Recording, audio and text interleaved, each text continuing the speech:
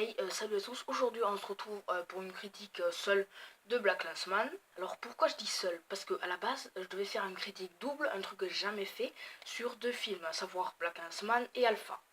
Alpha, j'ai vraiment réfléchi à aller le voir parce que déjà que BlacKkKlansman, c'est pas trop mon style de film. Alpha, ça l'était encore moins. Du coup, j'ai décidé de pas aller le voir. Et du coup, ça sera une critique seulement sur BlacKkKlansman. Alors, j'ai vu un VOST et c'est mon premier film en VOST au cinéma, je veux dire. Et normalement, L'île aux chiens, je vais le voir en VOST, mais finalement, il y a eu un changement et je l'ai vu en VF. Alors, comme je disais tout à l'heure, c'est pas mal. L'histoire, si c'est pas un film, si par exemple j'aurais vu ça à la télé, c'est vraiment très bien.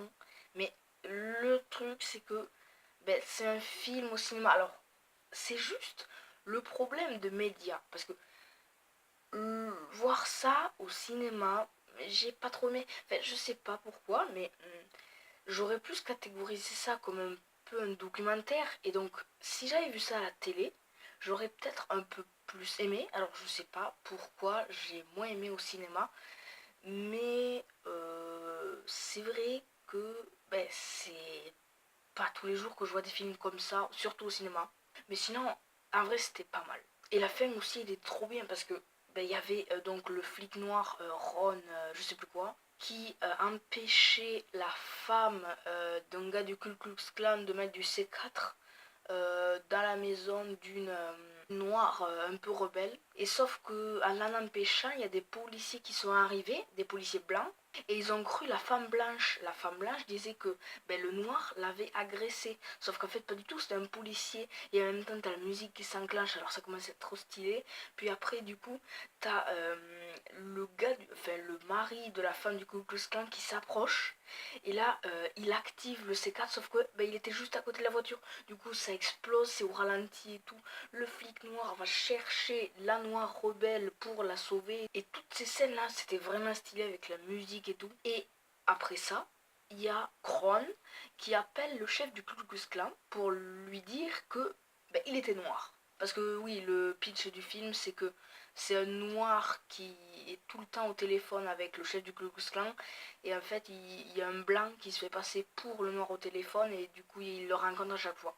Et j'ai trouvé ça trop marrant. En fait, t'avais tout le monde qui était autour là et qui écoutait Ron parler au chef du Ku Klux Klan. Et lui, il était comme ça. Il en revenait pas que c'était un noir parce qu'il a dit non, mais moi, je remarque en fait les gens. Je sais que vous n'êtes pas un noir parce que vous parlez comme des blancs.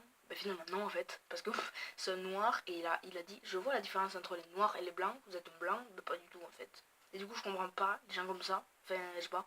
Les noirs, c'est juste des blancs qui ont la couleur de peau noire. Enfin, je sais pas, mais. Et les musiques de film aussi sont vraiment trop bien. Et donc après ça, il y a un peu comme un documentaire qui retrace tout après ce qui s'est passé au Ku Klux Klan, c'est-à-dire il y a Trump, mais je sais plus qu'est-ce qu'il apporte Trump, le chef du Ku Klux Klan qui s'explique, et après on voit des des personnes qui étaient contre la manifestation pour le Ku Klux Klan, je crois, et là, putain, ça m'a hyper choqué parce que c'est des gars, ils arrivent en voiture et ils foncent sur les gens qui sont sympas, enfin je sais pas, mais ils luttent contre le Ku Klux Klan et des connards qui arrivent, qui foncent dans le tas. Tu vois des gars qui se font éjecter et tout, et au final, une femme meurt. Une jeune en plus, et ça m'a hyper choqué. Voir des gens foncer comme ça sur des gens, pour les tuer, enfin, je sais pas, mais j'ai trouvé ça putain, horrible. Et c'est pour ça que je dis que c'est un peu plus un documentaire qu'un film, parce que ils expliquent le Ku Klux Klan et tout, et c'est pas tellement un film pour moi, je dis ça pour moi.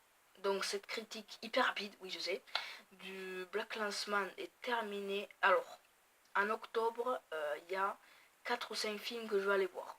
Il y a La prophétie de l'horloge que je vais aller voir en même temps que Venom. Puis après, j'irai voir The Predator et Chair de Poule 2 en même temps. Et après, je crois qu'il y en a un cinquième, mais je sais plus. Du coup, ciao.